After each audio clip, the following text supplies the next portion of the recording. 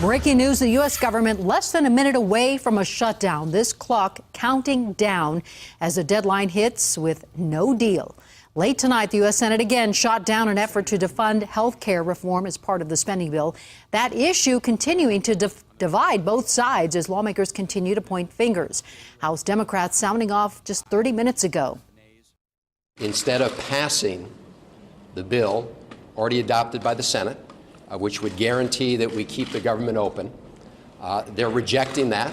Of all the responsibilities the Constitution endows to Congress, two should be fairly simple: pass a budget and pay America's bills. This is not about me, and it's not about Republicans here in Congress. It's about fairness for the American people. 7 News reporter Marc Stewart following this breaking story throughout the evening, speaking with our Colorado representatives tonight. Marc? And as you will hear, we asked very specific, very pointed questions. And quite frankly, no one from either party is willing to take responsibility. Both sides blaming procedure and politics for this current mess.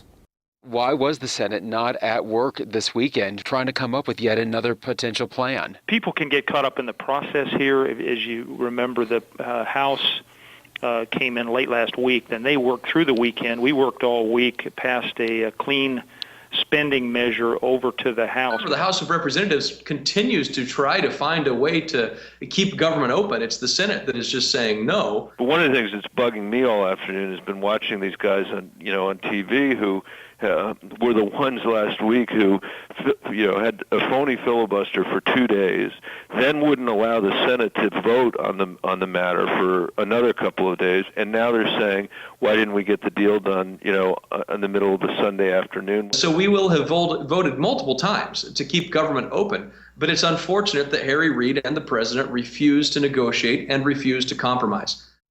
So what we have is a nonstop back and forth. When we last spoke with Representative Gardner, he was trying to be optimistic that a shutdown would be averted. Senator Bennett, on the other hand, said it would take a miracle to try to move forward. Reporting live tonight, Marc Stewart, 7 News. Evidence of the shutdown's impact hitting before the deadline. On Wall Street, stocks dropping significantly today. The Dow down 128 points, and both the Nasdaq and the S&P dropping 10 points. The biggest impact of the shutdown to be felt by federal employees who will be told not to go to work. That means routine food inspections by the FDA will be suspended. All national parks closed. Slowdowns for approving FHA loans. But thanks to a last-minute move, troops will continue to get paid. Social Security and Medicare benefits will continue, and the post office will remain open.